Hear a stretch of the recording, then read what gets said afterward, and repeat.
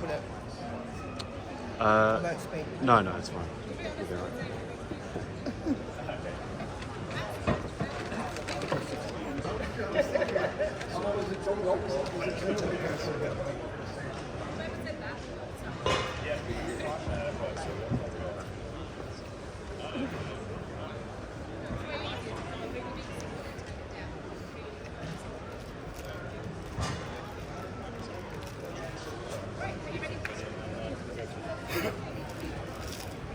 Hello everybody, my name's Adam Jones. I am the ginger idiot you've probably seen on the social media, so sorry that you've got to look at me again. This is all about these guys today. So we've got Gav Williams, John Locker and David Lonnie. Today we're going to centre the talk around small boat fishing, but probably just geek out on a load of different things and find a little bit more about these guys fishing. So obviously Gav fishes a lot in Wales. I'm sure we'll find out a little bit more about Gav's fishing in a minute. Obviously John does a lot of stuff down on the Cornish coast and around those areas, and David spends a lot of time up in Scotland. So we're going to dive a little deeper into that. How are you, chaps? Good. Thanks for joining me. How have you found the show so far? Yeah, for me personally, I was on last year's show. It's amazing. Yeah. The atmosphere has always been really positive with everyone. Without sounding cliche, a bit of a community atmosphere going on with the people, other small boat enthusiasts meeting on the stands, talking to each other through different channels like Small Boat Facebook group, my own channels, some of the other influencers. It's been fantastic. I mean, I don't know, you've covered more of the show than I have because I've been stood down at the fishing section most of it. Yeah. But yeah, definitely our side of the show has been, the footfall's been amazing. It's been great. This was your first show, wasn't it? And you're down with, is it your boat or Carwin's boat? Carwin's boat. So yeah, we're here with Carwin's boat this year. We were just day visitors last year.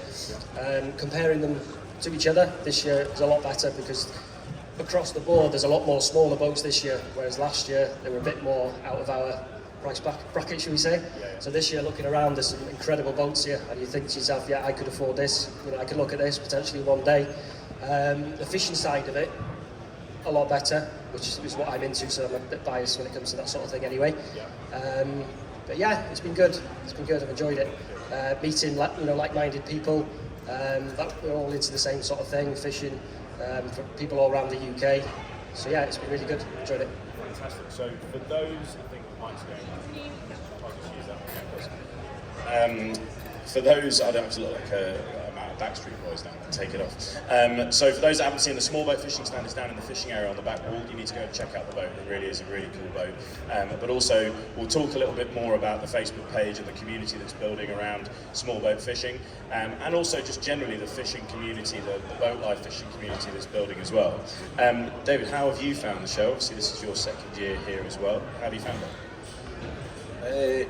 Fantastic. I found a lot of information available to a lot of different people. The fishing section is pulling a lot of angles across. The availability of information from influencers like John, Calvin and Gav at the Small Boats Group, boat manufacturers, tackle companies. Yeah, fantastic. A lot of people have came and said things to me like, I didn't expect this guy to be here and that guy to be here. There's a lot happening, there's a lot of people making a lot of effort. Anyone needs to know anything, don't be afraid to come forward to ask. We're always available for a chat. John's there. I found it really good. Very interactive. Yeah. So a lot of people are coming in. I didn't realise Adam's going to be here, and Adam's there chatting to folk, and John and Calvin there, Gav. So anything we can do, we all learned one day. None of us are professionals. If we can help, we will help.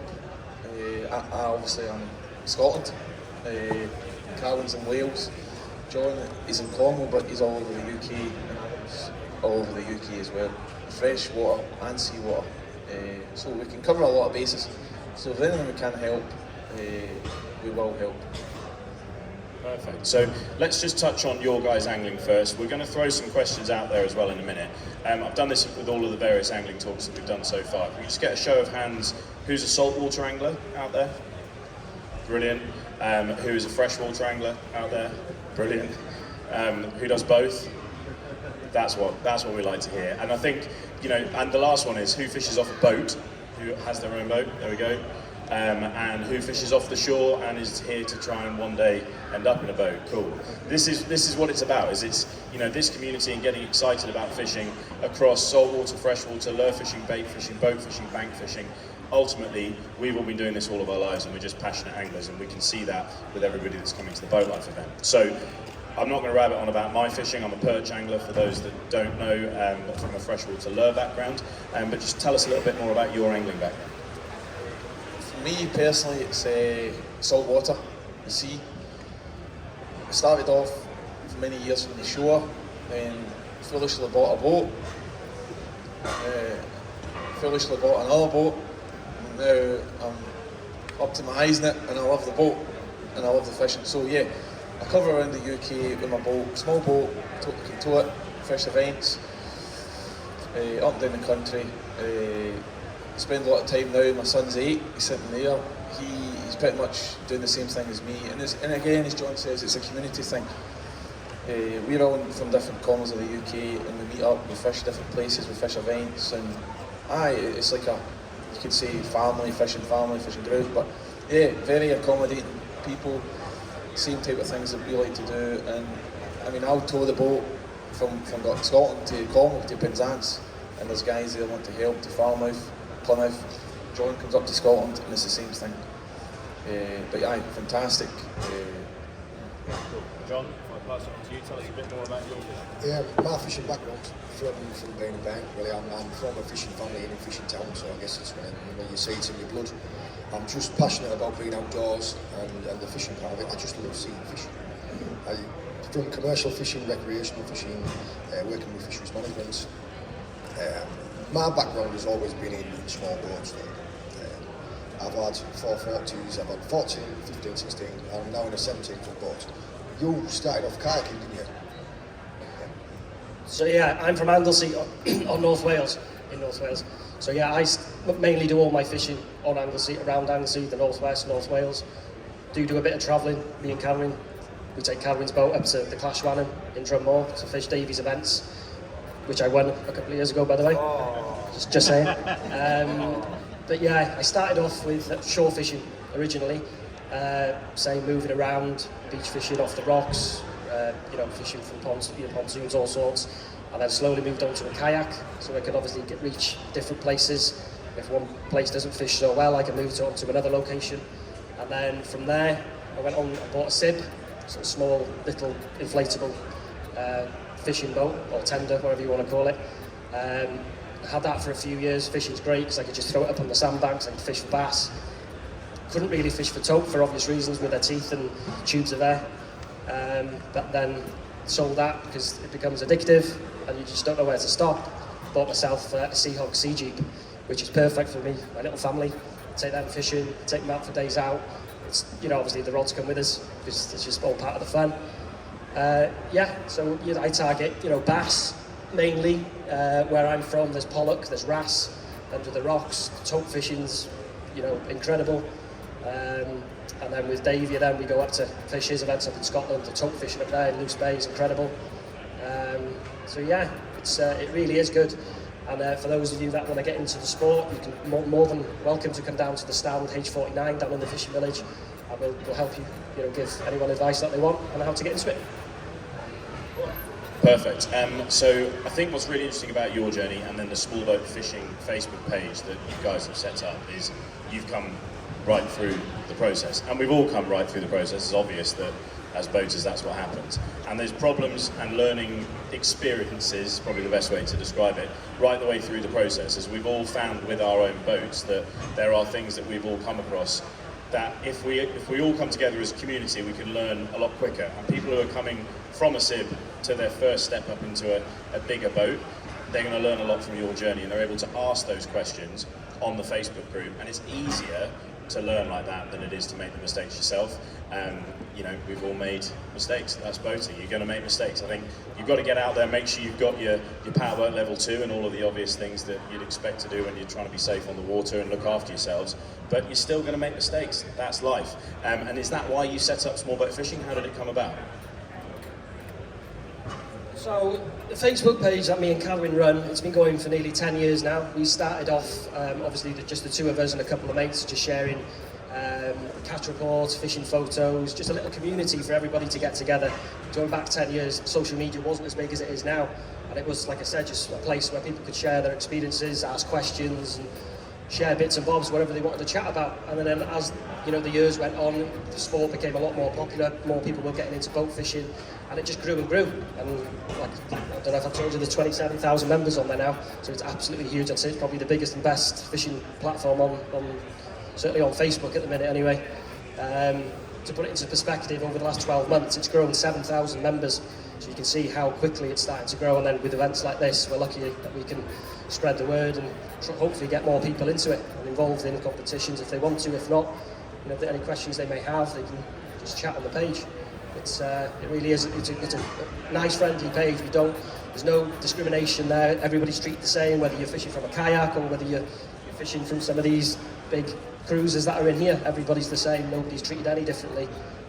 Whatever background you're from, it really is a friendly environment to be a part of. I'd love to add into that. I'm looking around at the people that I've been talking to all today and thinking about people that have come back today, in fact, and again yesterday because they want to ask more. How excited you all get about fishing, every single different type of fishing. I've been talking to some people today who've started kayaks, started sips, they want to go to a warrior, they want to go to an SF or something like that. I think that this is important for anglers. There isn't really anything else like this going on that's got this type of community feel. I mean, there's a couple of competitions that are going on that are building on. You've got 2 or 3 going on, you've got the Clash of Wellings comps going on. We needed something like this show to bring all the exhibitors together, all the people together at the same time. I keep spinning on with this chair, I'm going to tumble shut off in a second. Listening to you talking about your journey coming through, the types of boats and the types of fishing you're doing yourself there, you could see immediately as soon as you got into your rhythm and you were thinking about it, it's how excited you get. And seeing the different people talking about it all day today has been amazing.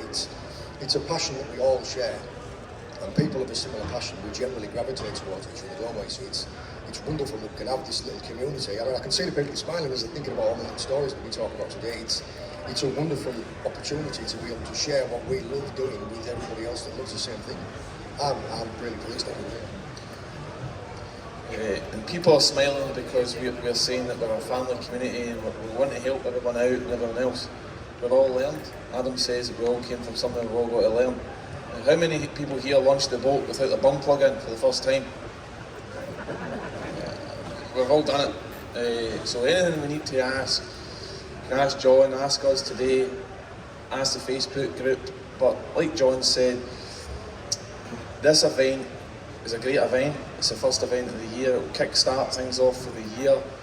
And hopefully then next year the fishing section of the event can be bigger and bigger. Adam will go away and he'll work on that, you see what needs to be done.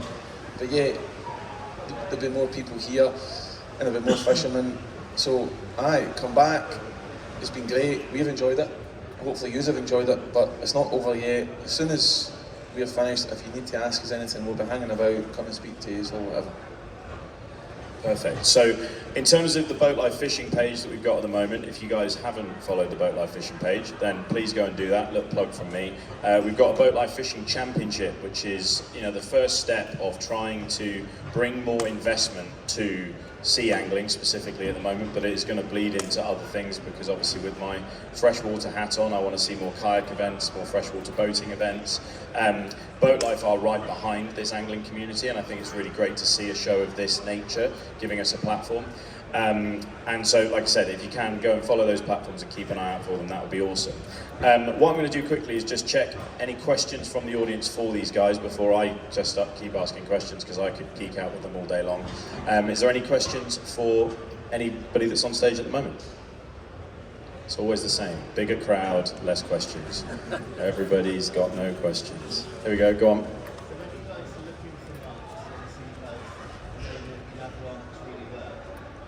Generally looking for to get a mixed bag? Are you looking for somewhere that's smoking is always confused? Are you looking for somewhere that's quite reef but has got a sandy side? What are you looking for to start with to go and check out them up? What draws you to them? I mean, that's beyond 12 inches. I think just go down and go for the best. You must have That's a good question. Yeah, I'll start with David, and then he'll probably say the same thing. Go along. For me, when I'm looking for marks, I'll jump on John's boat, take a photo of the plotter, and then I know the best mark of the day. Right? He'll jump on Gav's boat while I'm on his boat. Generally for me, yeah, I use Navionics. I use my plotter, my sounder. Yeah, of course I do. But without writing them off, I spend a lot of time fishing marks with a blank on. I fish a lot of marks where I'll get good fish on. But the electronics will tell you what's happening there, but they won't tell you how to catch the fish. So you need to spend the time catching the fish. That's how the great advantage having them. Of course, I wouldn't go to sea without them.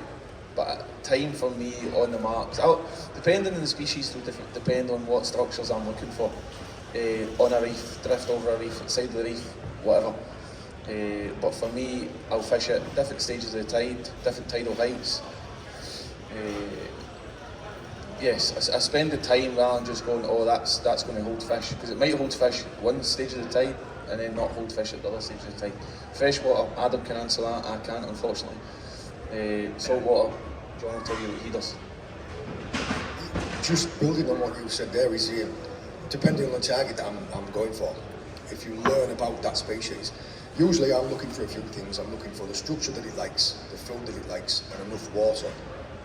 Now that can even just be the right current, the right strength, the right oxygenation. You need to have all those things for it to be a good mark. If any one of them is missing, there can be an absence of fish, and that could just be that day.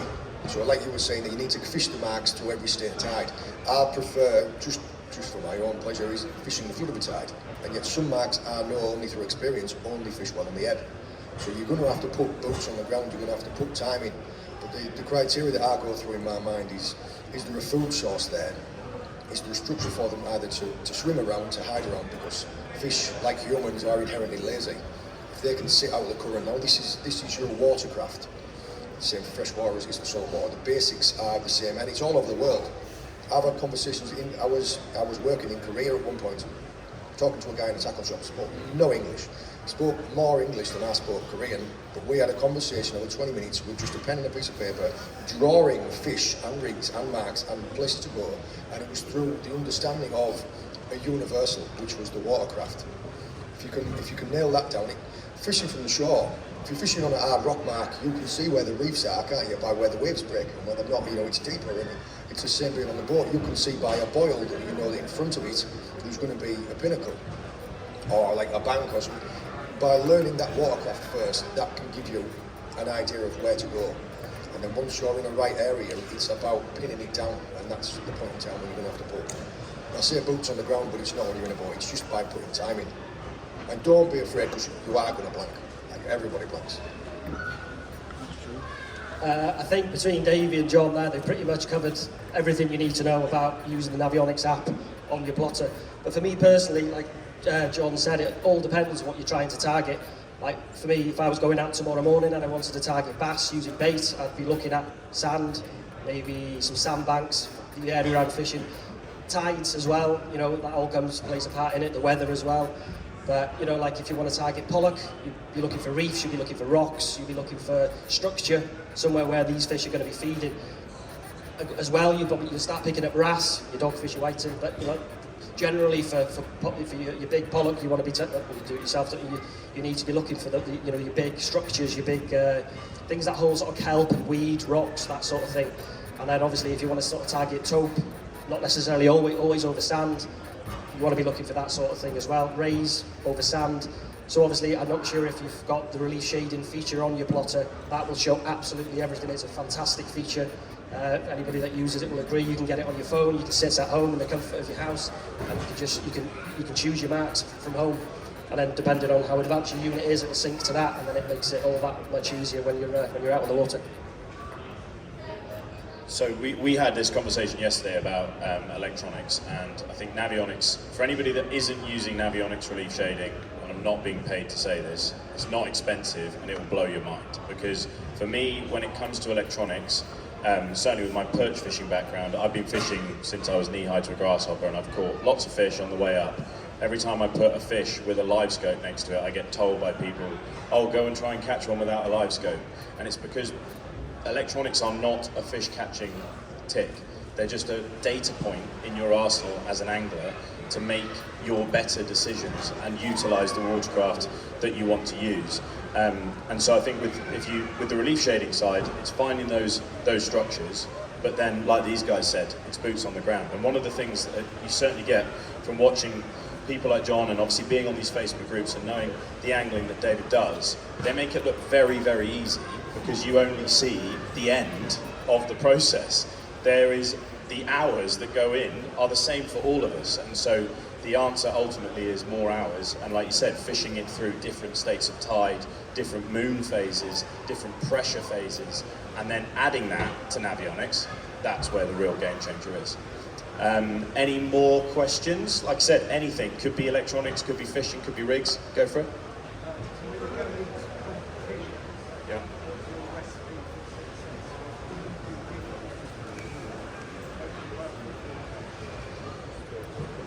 So I'll do a bit of a freshwater kind of take on it, and then I'll pass it across to these guys. Like I said, David runs a lot of events up at Clashwannon in Scotland, so competition fishing for me is exactly the same as fishing normally. You just put yourself under a lot more pressure. So my personal take on it is you've got to be competitive, you've got to put yourself out there, and that takes a very specific type of person. You've got to fish hard and you've got to understand the waters that you're fishing. So try and minimize the luck as much as you possibly can, and that comes from things like relief shading, spending time, as we all do in a dressing gown at home, whilst we should be doing something else, on the phone looking at all of the relief shading. I think going through that, knowing the waters that you're fishing and having a plan is pretty much all you can do as a competition angler. And to be honest, when it comes to the stuff that I've done on shore, street fishing competitions, I entered one in Europe, did quite well, never entered another one because I know that at the second one I'll come last, and that's fishing competitions. It's difficult to be consistent at competitions. Best way to be consistent is to fish a lot of competitions. Be a good angler, fish a lot. You'll probably have a few more wins than the guys that fish half the amount of competitions, but angling competitions is a funny one. Yeah, fishing competitions, how do you prepare for them? Now, I'm not going to say I don't prepare for the competitions, because I do. But I would probably fish. Now, I'm not going to say I fish every day like a fishing competition, because you don't. But what I mean by that is, if you climbed onto my boat today, or climbed onto it, and just say I had an event next Saturday morning, it would be exactly the same. Everything on my boat, some would argue I've got OCD, right? But everything on the boat is organised. Leads in certain buckets, traces I'm never on a boat making a trace. Yeah, you'll adapt the odd one, but for me, preparation is everything. My reels are spilled up in the house. I'll have a spare reel, rather than trying to get a tangle out of a reel, I'll get another one out of the box. My box is clean, my box is tidy. People may say, it's a lot of hassle, but it's not. You see when I fish with those guys on the boat, those guys spend 2 or 3 hours with their head in the tackle box, and then you've got fish on the deck. Not just competitions. A Saturday afternoon now with Alba on the boat, it's the same thing. Preparing the house, you go out, you maximise the time on the boat, because we work, we've got a life, we've got to work hard, we can't fish 7 days a week. Fishing time is crucial, tides, everything is crucial. So if you go out there at the peak of that tide, and then you realise, my leader's burst, I've no other leader, I need to dig about my box. I like to prepare things, and that for me is a massive benefit. So try and prepare as much as you can.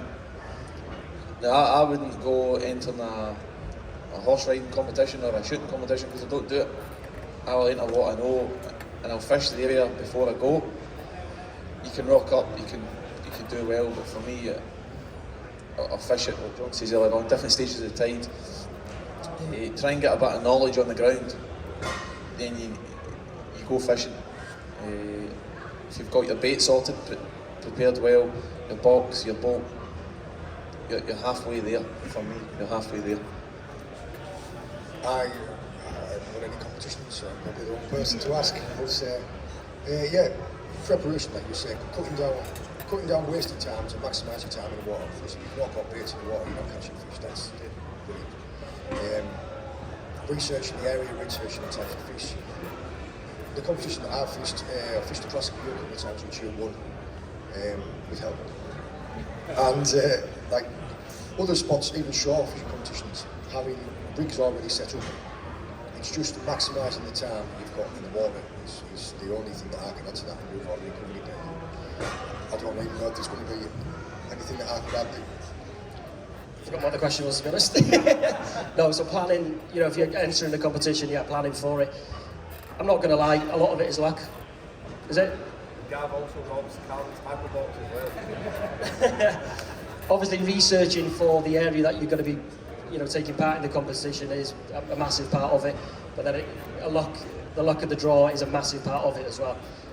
For me, like when I go up and fish Davies competitions, same again, avionics, you relieve shading, you're looking at the ground that you're fishing over, and you need to plan ahead. You need to look at the forecast, what the weather's going to be like before you get there, what tide you're going to be fishing over, put it all together, and then you come up with a plan. You might not be able to travel out as far to that mark you want to get to, that particular competition that we fished.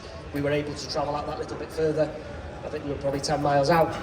We were able to, and that was the winning fish. Me and Calvin are running a competition on Anglesey, beginning of August. That is just solely a bass event. It is full now at the minute, but obviously there's reserve lists, and if anybody wants to take part, come and see us. But that, you know, you could do your research. I know where locals went, personally not taking part. There is some locals taking part in it, but they haven't got any advantage over anybody else, because those bass are going to be everywhere and anywhere. So it's just luck of the draw, your bait, whether you're using lures, whether you're using live baits, fresh baits, dead baits, they all play a massive part in it.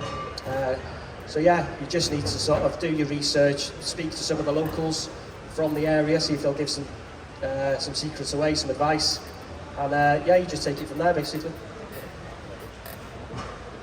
Another thing as well, you asked how do we prepare, and I didn't touch on it, but personally for me, I feel fresh, good quality bait is overlooked a lot of time. Guys will spend 100 quid in fuel, they'll tow 4 hours from home, they'll get the boat in the water and they'll steam 30 mile just to do 35 knots in a super fast boat. They'll get there, but the bait they've had in the cool box has been sitting there for 24 hours, 30 hours, and then the bait isn't doing what it should do. And there's other guys that the bait presentation is perfect, absolutely, and they're only fishing in a £2,000 boat, half a mile from shore. You meet them on the slipway at 7 o'clock at night and they're for a better day than you. The bait presentation on the hook and keeping it fresh or frozen, changing the worm, the water in the ragworm or whatever it may be is very important for me. That is a big thing for me. Even when you catch mackerel, don't chuck them in the bucket, put them in the cool box, because the sun cooks the mackerel in that bucket all day. Either a bit of ice or cold water in the icy tech, leave them there and they'll be fine all day. I've seen guys throw them in a bucket and you pick them up and they'll look plastic come 1 o'clock. It's true. That has been cooked all day. So for me, it costs nothing to look after your bait, but that's what can pull you out a good fish out the bag at the end of the day. Perfect. Last question. There was a question from the little man there. No, oh, she's gone. Right, there we go. I put you under pressure. Any more questions? Very last question. Go for it. Do you have one signature fish that you've caught within your fishing journey? Say that again. Do you have one signature fish that you've caught? Signature fish. There we go. One signature fish from the journey. So for me, there's probably 2 fish. So first, I'm a perch angler, so a £5, just under £5 UK river caught perch that's not on a reservoir, caught on a lure, on the bank as well, which is, you know, I do a lot of stuff on a live scope, so it's nice to just do that. But on my boat, I caught a 16 pound 10 ounce barbel, which is on a lure, which is the biggest barbel in the UK ever caught on a lure. So that's mine. Didn't want anyone to ask me that question. Thanks very much, mate. I've been quite lucky. I've had some nice fish. My target for this year is a fresher shark. Will I get one? 99.9% no. If you catch one, you're doing very well. My target for years was tuna. I managed to foul hook a couple of tuna over the years. While fishing for freshers in Blanken now. But for me, I would love to have a fresher shark in the UK. I've had various other sharks, but for me, a fresher shark in the UK. I'll spend 20 years chasing it if I have to, but hopefully I get one Monday. On the other hand, John's going to rhyme off everything that he's caught now. It's definitely a dogfish. It just seems to be like my mascot at the moment. I can't catch him in a pond. For me, there's one specific moment where I caught something that was important to me, but I guess the main one that I tell folks is my little lad when he was about 5-year-old. I got him a kayak rod and it was the same length as him. And we'd been out and caught a live bait, caught some like lawns, brings him up. I set him on the floor and put him away, and I just said, hold this for a minute. And I turned me back and I was busy setting my rod up. And I could just hear like a shuffling at the back of the boat. When I turned round, he was just hanging on. And I thought to myself, no, I won't help him out too much. I'll let him struggle, and if he can't do it, I'll help him. And all I did was I lifted him up by the back of his he had an all-out PFT on, stood him up at the back of the boat, and he landed it all by himself. I mean, he was a decent point. He was like a 7-pound pollock that was the same size as my child. And it was a really proud moment, because all the way through when he was kind of saying, I can't do it, and I was saying, you can. He just needed me to kind of just say, you can do it, you can. And when he got it at the end, the look on his face, the look of mine, it was like, look what I've done. That was amazing. That was, yes. For me personally, for my catches, and I don't know if anyone's seen the video, because when I managed to finally track down John Dory's, because that was like my white whale. I'd been on charter boats loads of times and trips with my mates who were like, oh yeah, I always know how to catch them.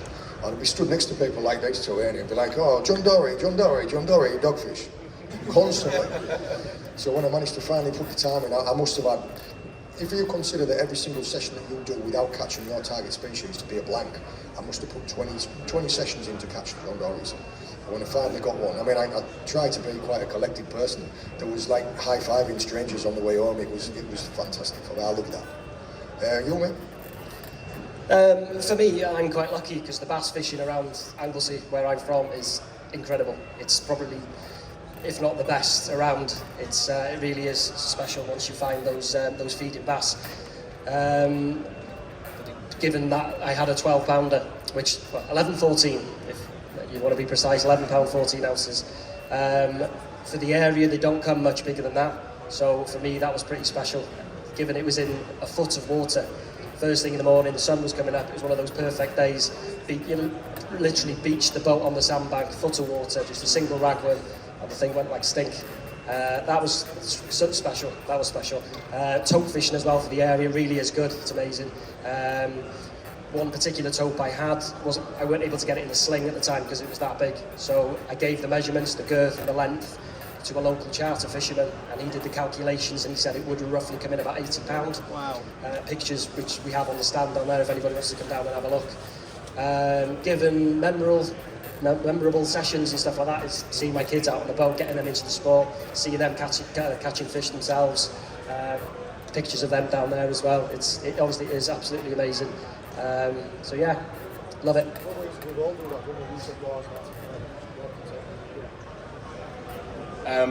Well, we've run out of time. I could literally geek out with these guys all day. They're going to be around at the show most of the day, down in the fishing area.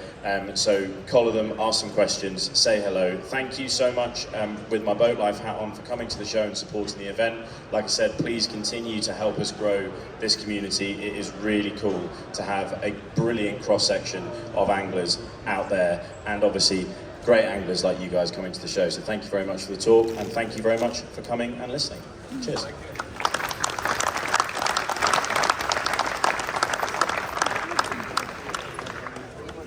Coming up next, we've got Aquabikes, Jet Skis, Powerboat Racing Team.